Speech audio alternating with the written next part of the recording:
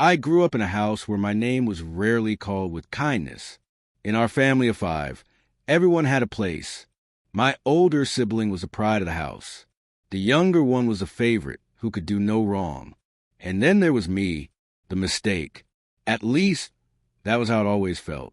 My parents never said those exact words, but the message was clear in the way they looked at me. When something broke, they asked me first. When money went missing, they checked my room. Even when nothing happened, I was still the problem. I tried hard to prove them wrong. I studied late at night. I helped with chores before anyone asked. I even took small jobs in the neighborhood to help with school supplies. But nothing changed. One evening at dinner, my older sibling announced they had received an award at school. The table filled with smiles and applause. My parents hugged them proudly. Then my father looked at me. "And what did you achieve today?" he asked. I swallowed. "I helped repair the neighbor's fence." I said quietly. He sighed. "That's not something to be proud of." The table went silent.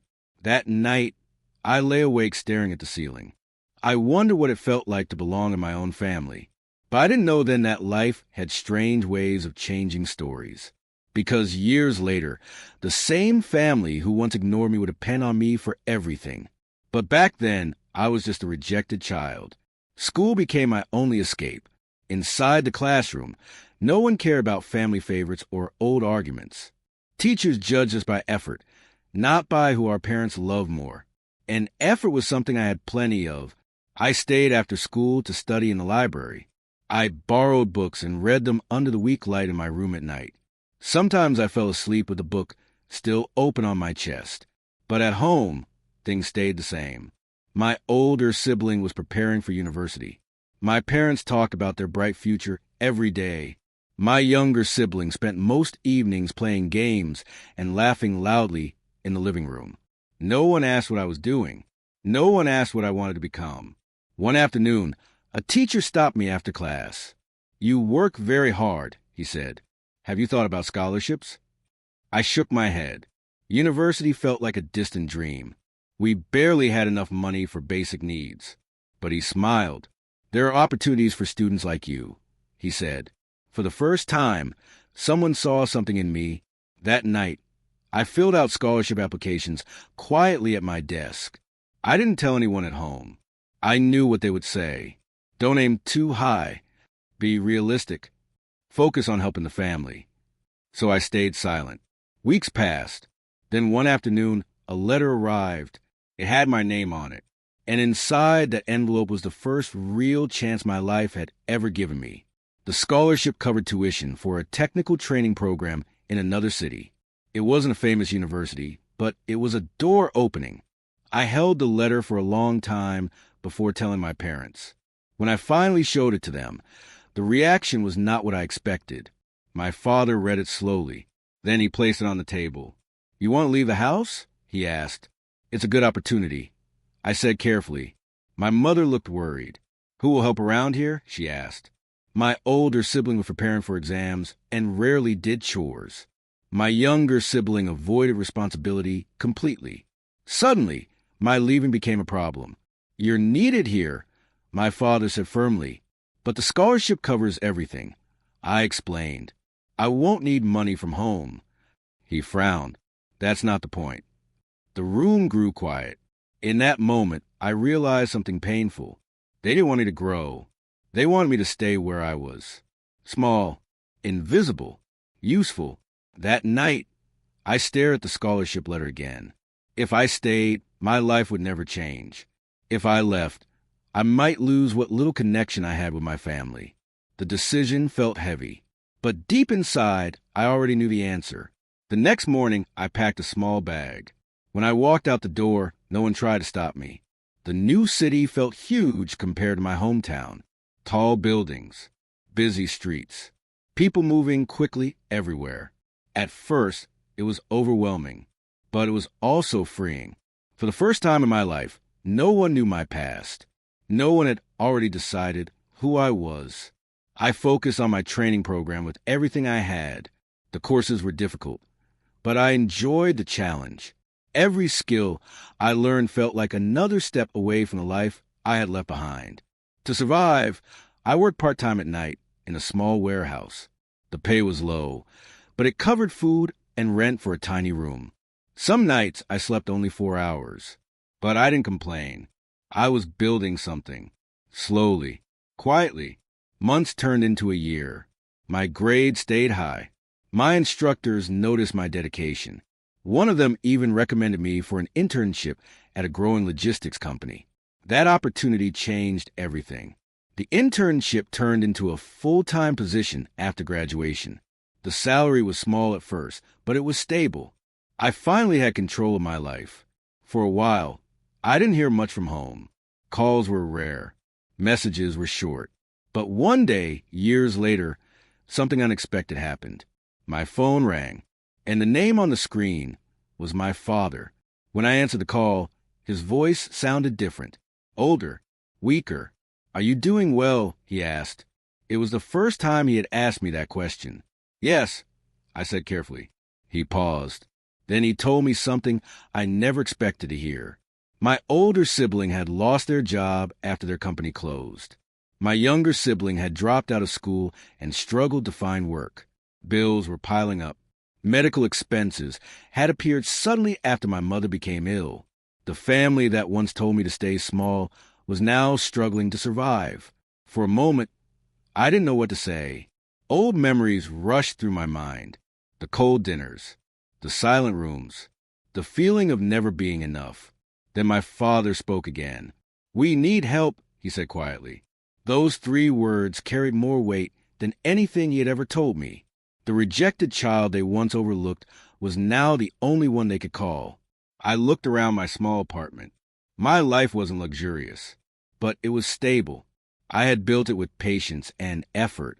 Slowly, I took a deep breath. "Tell me what you need," I said, because sometimes life writes strange stories. And the child who once felt unwanted was about to become the one holding the entire family together. After the call ended, I sat quietly for a long time. The room felt smaller than usual. My mind kept returning to the words my father had spoken. "We need help." For years, those words would never have come from him. He had always been proud. He believed the family could solve every problem on their own. But things had changed. The next day, I called him back. "How bad is it?" I asked. He hesitated before answering. My mother's illness required regular treatment. The hospital bills had grown faster than they expected. My older sibling was still searching for work, but had no stable income. My younger sibling had tried several jobs, but quit each one after a few weeks. The house that once felt strong was now fragile. I listened carefully. Part of me felt anger rising from old memories. Another part felt something softer, something that refused to ignore their pain. In the end, I made a decision. "I will send money for the hospital bills," I said. The line went silent. Then I heard my father exhale slowly. "Thank you," he whispered. That single sentence felt strange coming from him. Later that night, I transferred a large part of my savings. It was money I had been planning to use for a better apartment. But some choices matter more than comfort. When the payment went through, I felt both relief and worry. Helping them once was easy, but I knew deep down this might not be the last time. And I was right, because a few weeks later, my phone rang again. The calls became more frequent after that first payment. At first, they were short updates about my mother's treatment. My father spoke politely each time. Sometimes my mother even took the phone and thanked me with a tired voice. Hearing her speak like that softened something inside me. But soon, the conversations changed. My older sibling began asking questions about my job. "How much do you earn now?" they asked one evening. I hesitated before answering. "Enough to manage," I said. They laughed lightly. "You must be doing well if you can send money like that." The tone made me uncomfortable. A few days later, another request came. This time it was for house repairs. The roof had started leaking after heavy rain. My father said the damage could not wait. I looked at my bank account and sighed. My savings were shrinking quickly. Still, I sent the money. The next months followed the same pattern. Every few weeks, another problem appeared. Utility bills, medical tests, school fees for my younger sibling after they decided to return to classes. Each time I helped at work, I accepted extra shifts and took on more responsibilities. My manager noticed my effort and gave me additional projects. The pressure was heavy, but I kept going. One night, after finishing a long shift, I looked at my reflection in the mirror.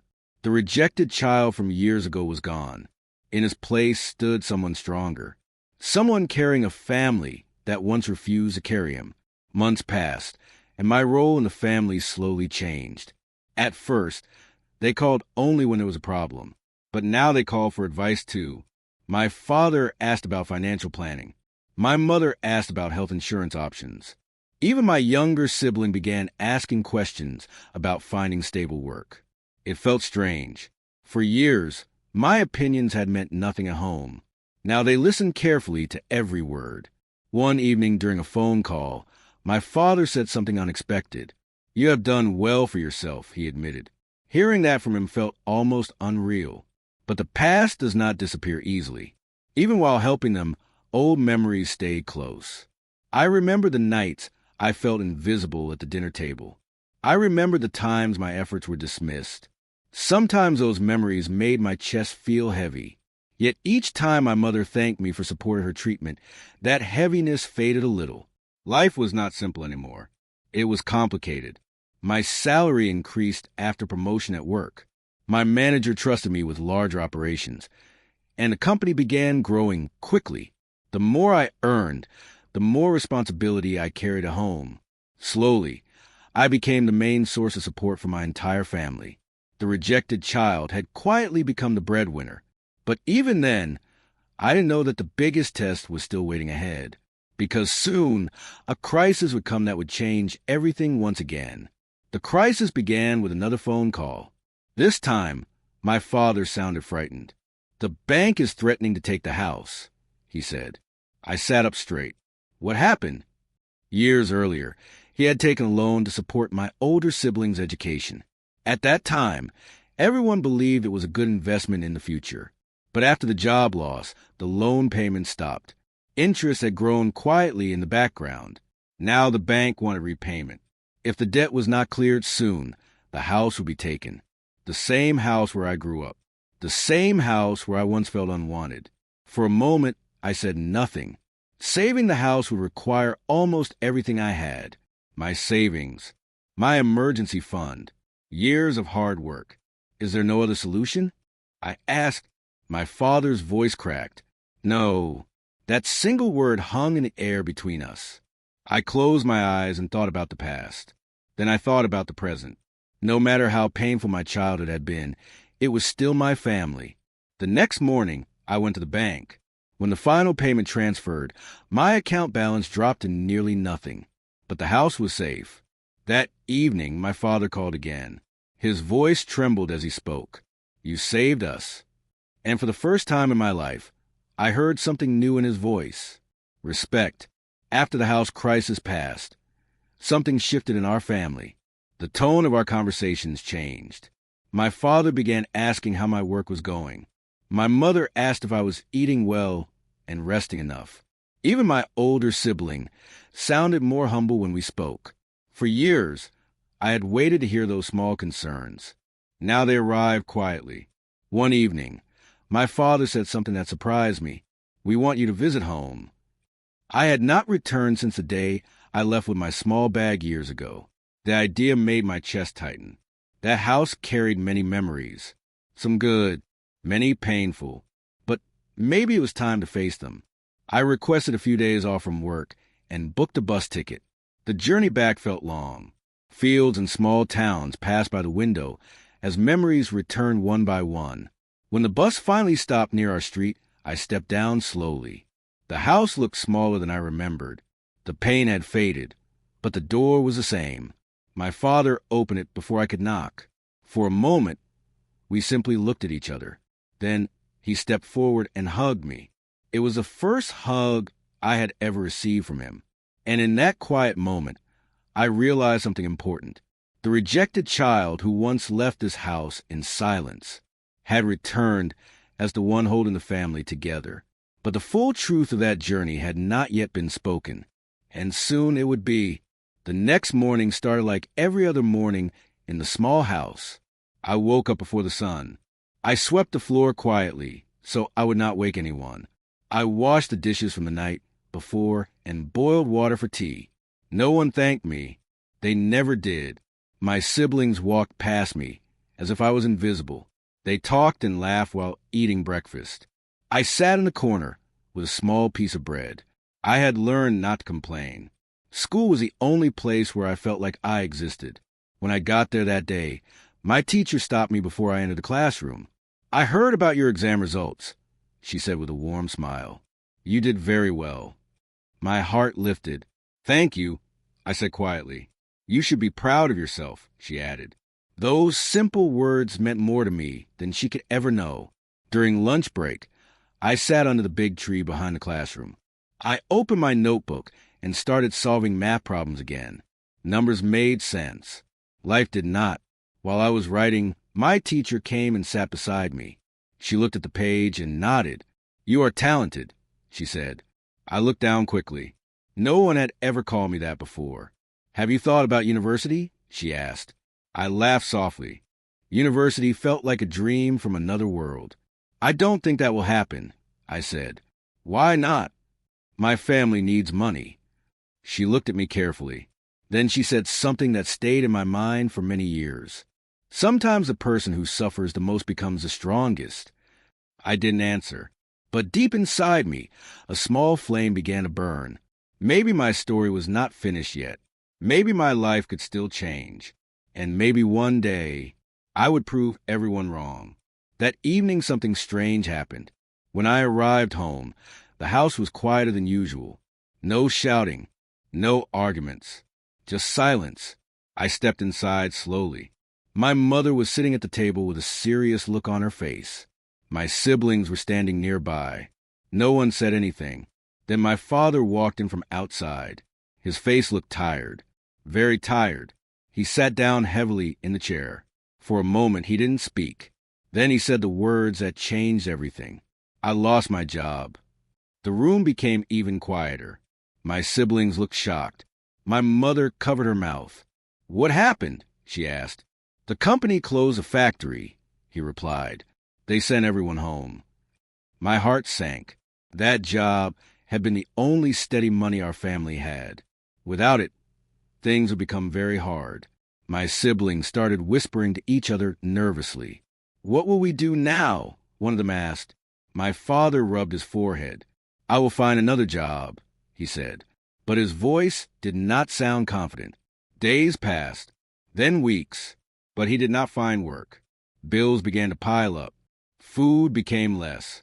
Electricity was cut off one night, and suddenly everyone in the house started looking worried. For the first time in my life, I noticed something strange. No one ignored me anymore. They looked at me differently, not with kindness, but with expectation, because I was the only one who had a small job after school. And slowly, without anyone saying it directly, the responsibility of the whole house started moving toward me. My small after-school job suddenly became very important. Before, the money I earned was just extra. Now it was survival.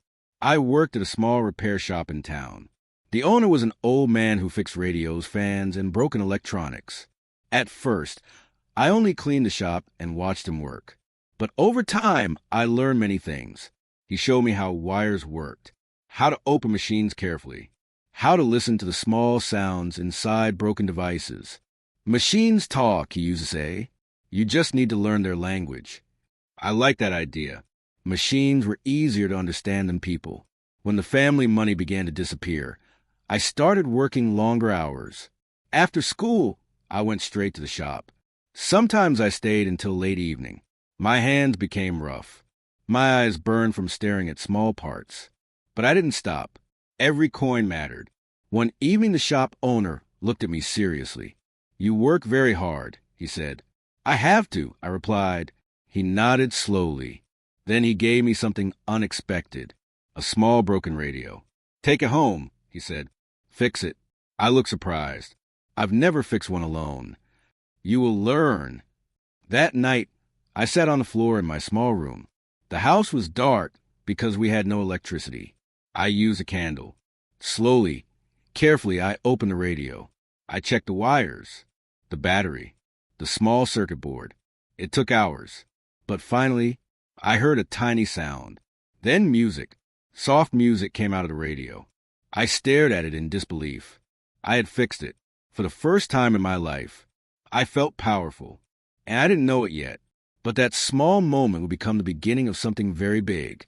Word started spreading in the neighborhood. At first, it was only one person, a neighbor whose phone charger stopped working. My mother told her, "He can fix it." I didn't even know she had said that. The woman came to our house holding the broken charger. "Can you repair this?" she asked. I looked at it carefully. It was a simple wire problem. "Yes," I said. "I fixed it in 10 minutes." She gave me a small amount of money. It wasn't much, but it felt important. The next day, another neighbor came. Then another. Soon people started bringing small broken devices to me.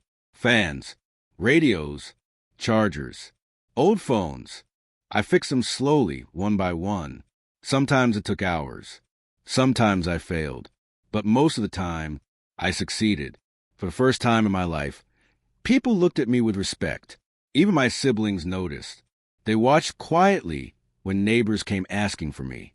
My father also noticed. One evening, he said something unexpected. "You are helping this family." I almost dropped the screwdriver in my hand. He had never said anything like that before. My mother nodded slowly. "We appreciate it," she said.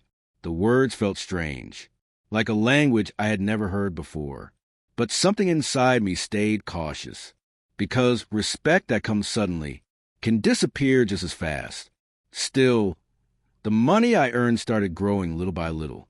We bought food again. The lights came back on. And slowly, the rejected child of the family started becoming the person everyone depended on. My small repair work continued to grow. Soon, people from other streets started coming to our house. Some came with broken fans. Others brought old radios that had been silent for years. I sat on the floor with my tools every evening. Screws, wires, and small parts covered the table. Sometimes I worked until midnight. I was tired almost every day, but I did not stop, because the money I earned was now feeding the whole family. One night, my father counted the money I gave him. He looked surprised. "This is more than I expected," he said. I nodded quietly. "I fixed many things today." My mother looked at me in a new way, not with love, but with respect. My siblings watched silently, and I noticed something else in their eyes. Jealousy. They were older than me, but I was the one bringing money home. A few days later, my oldest sibling said something that made the room tense. "You act like you're the boss now." I looked up in shock. "I never said that." "But everyone listens to you," they replied sharply. "I just work," I said calmly, but the tension remained in the room. Later that night, I sat outside the house alone. The air was cool and quiet. I stared at the stars and thought about my life. For many years, I felt like I didn't belong in this family. Now they needed me, but something still felt strange. Their respect felt heavy, like a responsibility. Still, I made a promise to myself that night. No matter how they treated me before, I would not let my family fall. I would keep working. I would keep helping. And maybe one day, they would truly see me. A bigger opportunity appeared when I least expected it. One afternoon, a man came to the house carrying a large broken fan. I had never seen him before. He watched me carefully as I opened the fan and checked the motor. "You fixed that fast," he said after a few minutes. "It was just a loose wire," I replied. He smiled. Then he asked something surprising. "Do you want to work in a real repair shop?" My hands froze. "I already help in a small shop after school," I said. "This one is bigger," he explained. "We repair television, computers, and other electronics." My heart started beating faster. Those machines were more advanced. "I don't know much about them," I admitted. "You can learn," he said. His confidence surprised me. He gave me the shop address before leaving. "Come tomorrow afternoon," he said. I held the paper tightly after he walked away. That night, I could barely sleep. The next day after school, I walked to the shop. The building was larger than the one I worked in before. Shelves were full of tools and machines. The man greeted me with a smile. "Let's see what you can do," he said. He placed a broken television on the table. My hands trembled slightly, but I took a deep breath. Then I began working. I checked the wires, the power supply, the circuit board. It took almost an hour. But finally the screen flickered on. The man laughed loudly. "You have talent," he said. Then he said the words that changed my life again. "You start working here tomorrow." My new job was harder than anything I had done before. The shop opened early in the morning. After school, I went there immediately. Sometimes I stayed until late evening. The machines were complicated. Televisions, computers, large speakers. At first, I made many mistakes. But the owner was patient. "Failure teaches faster than success," he told me. Every day I learned something new. How to test circuits. How to replace damaged parts. How to read machine diagrams. Within months, I became faster and more confident. Customers started asking for me by name. "Let him check it," they said. "He knows what he is doing." My pay also increased. For the first time in my life, I held a large amount of money in my hands. When I brought it home, my family stared at me in shock. My father counted it twice. "This is enough for rent and food," he said quietly. My mother looked relieved. My siblings said nothing, but their silence spoke loudly.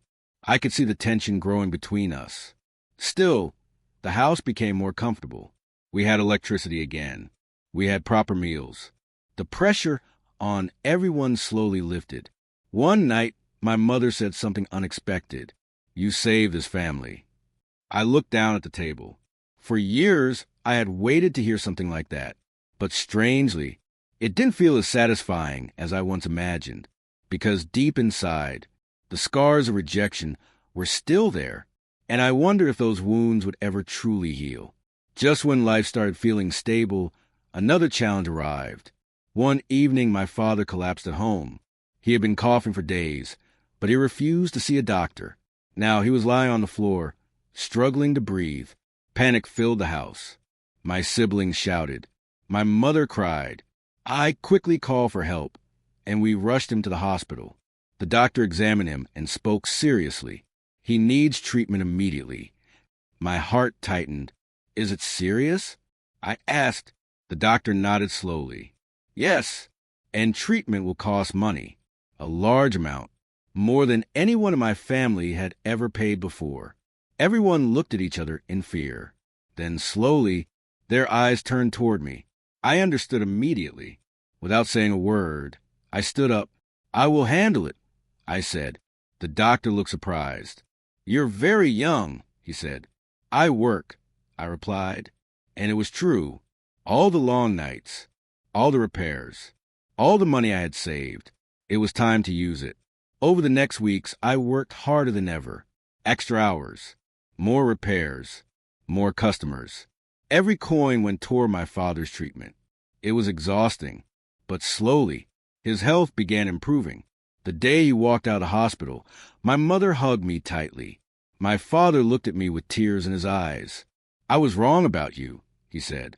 Those words hit me harder than anything else, because for the first time in my life, my father finally saw my worth, and that moment changed our family forever. After my father returned home from the hospital, life slowly settled again. But something in the house had changed. People spoke to me differently now. My father no longer ignored me. Sometimes he even asked about my work. "How was the shop today?" he would say during dinner. The first time he asked, I almost didn't know how to answer. "It was busy," I replied quietly. My mother often watched me with thoughtful eyes, like she was trying to understand the person I had become. But not everyone felt the same. My siblings still looked uncomfortable around me. One evening I heard them whispering in the next room. "He acts like he owns the house now," one said. "He doesn't even talk much," another replied. Still, everyone depended on him. Their words were not loud, but I heard them clearly. I stayed silent. I had learned long ago that arguing would change nothing. Instead, I focused on my work. At the repair shop, the owner began trusting me with bigger tasks. Sometimes he left the shop in my care when he had to travel. "You run things well," he told me one day. "You're responsible." Hearing that made me feel proud. But I also knew something else. I didn't want to work for someone forever. A new idea had started growing quietly in my mind. One night after closing the shop, I stayed behind looking at the shelves filled with tools and machines. I imagined something different. My own repair shop, my own business, my own future. The idea felt impossible at first. But then I remembered something my teacher once told me. The person who suffers the most often becomes the strongest. I looked around the quiet shop and whispered to myself, maybe it's time to try.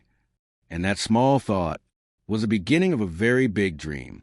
Starting my own repair shop seemed impossible at first. I didn't have much money. I didn't even have a proper place. But I had something more important: experience and determination. For months, I saved every extra coin I earned. I avoided spending money on anything unnecessary. Slowly, the small pile of savings grew. One afternoon while walking home, I noticed a tiny empty store near the market. The door was old. The windows were dusty, but the location was perfect. People passed by it all day. I stood there staring at it for a long time. My heart was racing. Could this really work? The next day, I asked the landlord about the rent. The price was high for someone like me, but not impossible. That night, I told my family about my plan. "I want to open a small repair shop," I said carefully. The room became silent. Finally, the last computer turned on. The business owner looked impressed. "You did excellent work," he said. Then he offered something unexpected. "I want you to handle repairs for my entire company." I stared at him in disbelief. The contract would bring steady work every month. After he left, I sat down slowly. This was the breakthrough I had never dared to imagine. From that moment forward, the shop became busier than ever. We hired another helper, then another. Within months, the tiny repair shop had become a respected business in town. People traveled from far away to bring their electronics to us. The sign outside the shop was replaced with a larger one. I stood across the street one evening and looked at it proudly. For so many years, I felt small and unwanted. But life had taken an unexpected turn. The rejected child had become something no one predicted: a provider, a leader, a symbol of perseverance. And the journey was still continuing. One evening, my family gathered together for dinner. It had been a long time since we all sat peacefully at the same table. My siblings talked about their jobs. My father looked healthier than ever. My mother smiled more often. The house felt different now. Warm, comfortable. After dinner, my father stood up and cleared his throat. "I want to say something," he announced. Everyone turned toward him. "For many years, I made mistakes as a parent," he said slowly. His eyes met mine. But this child showed all of us what strength truly means. The room fell silent. I once ignored someone who later saved his family. My mother nodded with tears in her eyes. My siblings also looked ashamed. One of them finally spoke. "We were wrong, too," they admitted. Hearing those words healed something deep inside me. For the first time, I truly felt accepted, not because they needed my money, but because they respected who I had become. And that feeling meant more than any success. Years later, I often look back on my childhood and wonder how life had changed so much. The small repair shop had grown into a larger business. Several workers now help handle repairs and customer service. The once dusty store had become a busy place full of activity. But the biggest change happened inside my family. The house that once felt cold now felt like a real home. We laughed more. We talked openly. The past was not forgotten, but it no longer controlled us. One evening I sat outside watching the sunset when my father joined me. "You taught me something important," he said quietly. "What is that?" I asked. "Never underestimate the quiet ones." I smiled slightly. Life had been difficult. There were moments when I felt completely alone. But those struggles had shaped me. They had pushed me to work harder, to believe in myself even when no one else did. And in the end, something beautiful had grown from that pain. The rejected child of the family had become the breadwinner, not through anger, not through revenge, but through patience, determination, and resilience. Sometimes life writes strange stories. The one who is overlooked today may become the one everyone depends on tomorrow. And my story was proof of that.